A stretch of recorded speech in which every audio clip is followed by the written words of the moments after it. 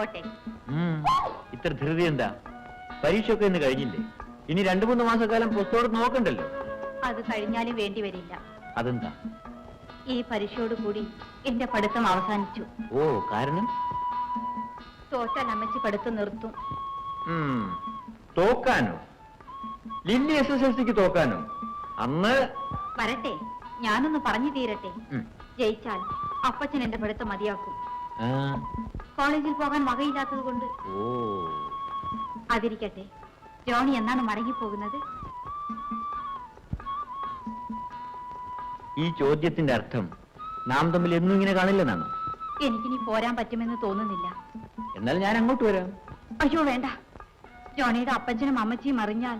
ഞാൻ പിന്നെ അവരെ അറിയിച്ചോണ്ടല്ലേ ലില്ലിയെ കാണാൻ വരുന്നത്. അവരിതുവരെ അറിഞ്ഞിട്ടുണ്ടോ? ഇനി അറിയൂ. നേരം സന്ധ്യാകാരായി, ഞാൻ പോട്ടെ.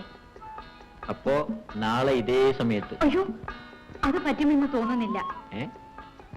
പറ്റണം, പറ്റിക്കും. ഞാൻ പോട്ടെ.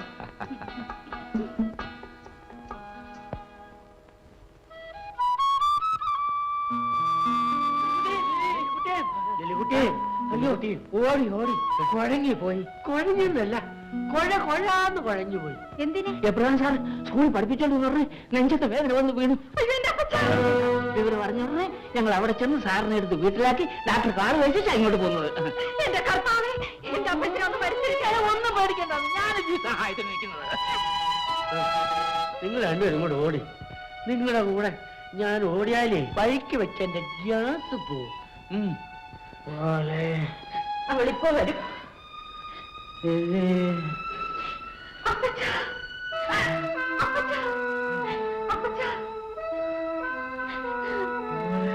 അയ്യോ,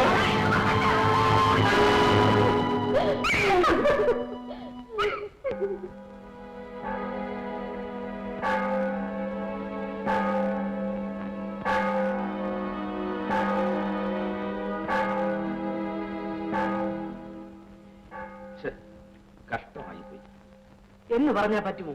കർത്താവ് വിളിക്കുമ്പോ പോകാതെക്കുമോ? അത്ര ഒന്ന് പോകേണ്ടതായിരുന്നു. എന്തിനാ തള്ളയുടെ മോടെയും കണ്ണീര് കാണാനും? കരയുന്നവന്റെ കണ്ണുനീര് തുടയ്ക്കുക എന്നില്ലയോ കർത്താവ് പറഞ്ഞിട്ടുള്ളത്? ഓ, കർത്താവ് പറഞ്ഞതെല്ലാം അതേപടി ചെയ്യുന്ന ഒരു പുണ്യാളൻ. ഒന്നും മിണ്ടാണ്ടിരിക്കുമോ? ഈ രാത്രി കണ്ട പെണ്ണുങ്ങളുടെ കണ്ണീര് തുടയ്ക്കാൻ പോകുന്നു. ലില്ലി, നീ വേണ്ടി അമ്മച്ചിയെ സമാധാനിപ്പിക്കാൻ. ഞങ്ങൾക്കിനി ആരുണ്ട് കുഞ്ഞ്? കർത്താവുണ്ട് അമ്മച്ചി, പിന്നെ ഞങ്ങൾ എല്ലാരും ഉണ്ട്. അമ്മച്ചി സമാധാനപ്പെടും. ഞാൻ എങ്ങനെ സമാധാനപ്പെടും? കർത്താവ് കൽപ്പിച്ച് വിളിച്ചു വിളിച്ചില്ലേ, കരയരുത്.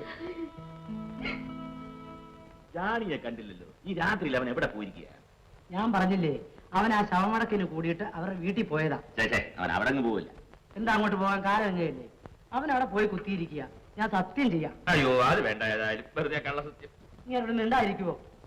ഇനി മിണ്ടത്തില്ലേ? നീ എവിടെ ആയിരുന്നടാ ഇതുവരെ? ഞാൻ പിന്നെ ഒരിടം വരെ പോയിരുന്നു. ആ ഇടം ഏതാന്നാ ചോദിച്ചേ? എനിക്കറിയാം. അറിയാമോ? എങ്കിൽ പറ.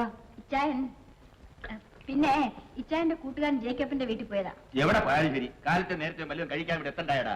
അവിടെ ഇരി. എനിക്കൊന്നും വേണ്ട. കൂട്ടുകാരൻ വിരുന്നൂട്ടി കാണും. എന്നാലും ഇത്തിരി വല്ലതും കഴി. വേണ്ട അമ്മച്ചി, എനിക്കൊന്നും കഴിക്കാൻ വയ്യ. ഒന്ന് കിടന്നാൽ മതി.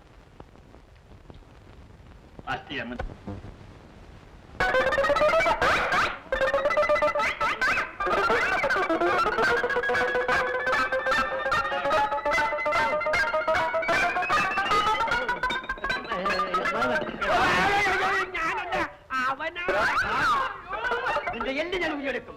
ചെമ്മാടി, എന്റെ വീട്ടിൽ കയറി പല്ലടിച്ച് നിന്റെ പല്ല് ഞാൻ ഒറ്റയടിക്കും.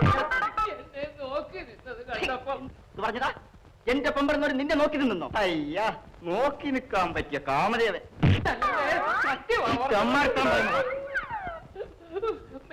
നോക്കി നിന്നാൽ അയാള് പോട്ടെ, അയാള് കിറുക്കനാ. അവൻ പറഞ്ഞത് കേട്ടോ? നീ അവനെ നോക്കി നിന്നെന്ന്. ഉള്ളതാണോ? വേണ്ടാത്തത് പറഞ്ഞാൽ തന്റെ നാക്ക് പിഴുതെടുക്കണം. കണ്ടോ കണ്ടോ, ഇപ്പൊ വിശ്വാസമായോ? പോട്ടെ. അവനെങ്ങനെ വിട്ടൂടാ? ഞാനിനി ഈ വഴിയെ നടക്കത്ത് പോലുമില്ല.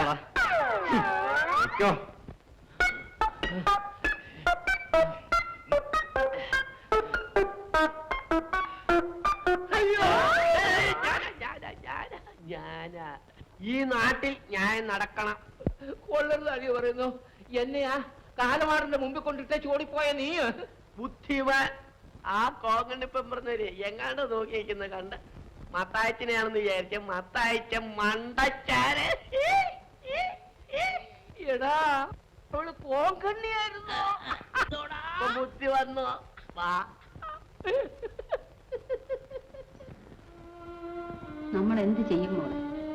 എത്ര നാളിങ്ങനെ വല്ലവന്റെയും കാരുണ്യത്തിൽ കഴിയാനും. അതുകൊണ്ടാണ് അമ്മച്ചി ഞാൻ വല്ല വീട്ടിലും ജോലിക്ക് പോവാമെന്ന് പറഞ്ഞത്. വീട്ടുകാരിക്ക് പോകാനാണോ നിന്റെ അപ്പച്ചൻ നിന്നെ ഇത്രയും പഠിപ്പിച്ചത്? നീ കണ്ടവന്റെ ആട്ടും ചീറ്റും സഹിച്ച് വിടുതി വേറെ ചെയ്യുന്നത് അങ്ങ് സ്വർഗത്തിരുന്ന് കാണുമ്പം സന്തോഷിക്കുകയുള്ളൂ. അമ്മച്ചിയും ഞാനും പട്ടിണി കിടക്കുന്നത് കണ്ടാലേ അപ്പച്ചന് വിഷമമുണ്ടാകുള്ളൂ.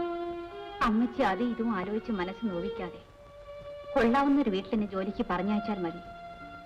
നമുക്ക് മറ്റുള്ളവരെ വിഷമിപ്പിക്കാതെ ജീവിക്കാം. കർത്താവിന്റെ കളി, അല്ലാതെ എന്തോ പറയാനാ. ഏതായാലും ഏലിയമ്മയെ കണ്ടൊന്ന് പറയാം. അവര് വിചാരിച്ച എന്റെ മോക്കൊരു ജോലി കിട്ടും. കണിശമാ. ഞാൻ അങ്ങോട്ട് വരാനിരിക്കുകയായിരുന്നു. അതങ്ങനെ ഇവിടുത്തെ ജോലി കഴിഞ്ഞിട്ട് വേണ്ടേ വല്ലയിടത്തോട്ട് കൊന്നിറങ്ങാൻ. അടുക്കളയിൽ പോലും ഞാൻ ചെന്നില്ലെങ്കിൽ ഊണ് നടപ്പില്ല. ഉള്ളത് പറയാമല്ലോ, സാറിന്റെ കാര്യം കേട്ടപ്പോ ഞാൻ താഴെ വീണുപോയി. 4 നാഴി കഴിഞ്ഞേ പിന്നെ കണ്ണു തുറന്നത്. എല്ലാരും വിഷമിച്ച് പോയല്ലേ.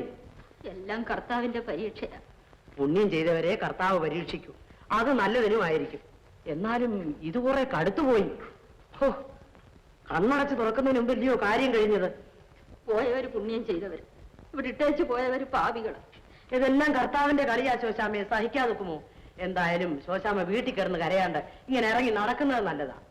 ശോശാമ്മ ഇരുന്നാട്ടെ. നിവൃത്തി ഇല്ലാഞ്ഞിട്ടാ ഇറങ്ങിയത്. ലില്ലിക്ക് എന്തെങ്കിലും ഒരു ജോലി കിട്ടിയില്ലെങ്കിൽ പട്ടിണിയായിപ്പോ. ഏലിയാമ്മയോടല്ലാതെ ഞാൻ മറ്റാരോടാ പറയുന്നത്? ജോണി കുഞ്ഞിന്റെ അപ്പച്ചൻ വിചാരിച്ചാല് അവർക്ക് എന്തെങ്കിലും ഒരു ജോലി. ശോശാമ്മയോട് തുറന്നു പറയാമല്ലോ, ജോണി കുഞ്ഞിന്റെ അപ്പച്ചന് പണ്ടത്തെ പോലെ കണ്ട്രാക്കൊന്നുമില്ല. അങ്ങനെ പറഞ്ഞൊഴിയരുത്. എനിക്ക് മറ്റെങ്ങും പോകാനില്ല. ഏലിയാമ്മ മനസ്സ് വെച്ച് സഹായിക്കണം. മനസ്സില്ലാഞ്ഞല്ല ശോശാമ്മേ, കഴിവില്ല ഞാൻ. ഏതായാലും ശോശാമ്മ വിഷമിക്കണ്ട. അവളെ ഇങ്ങോട്ട് അയക്കേ. കുറച്ച് ദിവസം അവൾ ഇവിടെ താമസിക്കട്ടെ. മേരിക്കുട്ടി അവളും കൂടി വീട്ടിലെ കാര്യങ്ങളും നോക്കട്ടെ. അതിനിടയ്ക്ക് എവിടെങ്കിലും ജോലി കിട്ടുമെന്ന് ശ്രമിക്കാം. അവക്ക് വീട്ടുജോലി ഒന്നും അറിഞ്ഞുകൂടാ. ഇന്നലെ വരെ പള്ളിക്കൂടവും പുസ്തകവുമായിട്ട് കഴിഞ്ഞവളാ. അവൾ വീട്ടുജോലി ചെയ്യണമെന്ന് ആരാണ്ട് പറഞ്ഞു. മേരിക്കുട്ടിയുടെ കൂടെ ഇവിടെ കഴിയട്ടെ. ഒന്നുമല്ലെങ്കിലും അവിടെ മനോവിഷമം മാറുമല്ലോ. അത് ശരിയാ, ഞാൻ അവളോട് പറയാം. അമ്മച്ചി കാപ്പി കുടിച്ചാട്ടെ. അമ്മച്ചി എന്ത് പറഞ്ഞാലും ശരി, ലില്ലി ഈ വീട്ടിൽ വേലയ്ക്ക് വരുന്നത് ശരിയല്ല. ചെടപാടെ, അതിന് അവരെ ആരാണ്ട് വിളിച്ചു വരുത്തിയതാണ്. അവിടെ തള്ള ഇവിടെ വന്ന് കരഞ്ഞു പറഞ്ഞുകൊണ്ടാ ഞാനൊന്നും മൂളിയത്. ഈ കാലത്ത് വല്ല സഹായിക്കാമെന്ന് വെച്ചാൽ അതും കുറ്റമായോ? സഹായിക്കുന്ന ഇങ്ങനെയാണ്. കുറച്ച് രൂപ കൊടുത്ത്. അതിന് രൂപ ഇവിടെ കെട്ടിവെച്ചിരിക്കുന്നോ കണ്ടവർക്ക് കൊടുക്കാൻ? നീ എന്ത് പറഞ്ഞ ഈ പറയുന്നത്? ഓരോ ദിവസം തള്ളി നീക്കുന്ന പാടെ എനിക്കേ അറിയാവൂ. എത്രയായാലും ലില്ലി എബ്രഹാം സാറിന്റെ മോളിലെ അമ്മച്ചി. ഓ, ഒരു ഏബ്രഹാം സാർ, അത് ഞാൻ എന്നെ മന്ത്രിയായിരുന്നു. ലില്ലിക്കുട്ടിയും ഞാനും ഒരേ ക്ലാസ്സിൽ പഠിച്ചതല്ലേ അമ്മച്ചി? അങ്ങനെ എത്രയോ തെണ്ടി പിള്ളേര് കൂടെ പഠിച്ചു കാണും. അവരെയൊക്കെ എടുത്ത് ഞാൻ തലേ വെക്കണം. അവക്ക് 3 നേരം വല്ലതും കൊടുക്കാമെന്ന് വെച്ചതിനാണോ ഈ വഴക്ക്? എന്നാ അവിടെ വരുമ്പോ ഒക്കെ പറഞ്ഞു വെച്ചേക്കാം. പോയി പട്ടിണി കിടന്ന് പൊരിയട്ടെ. ഏതായാലും അത് വേണ്ട. ചേടാ, ഈ കാലത്ത് നല്ലത് ചെയ്യാമെന്ന് വെച്ചാൽ അത് സമ്മതിക്കുകയില്ല.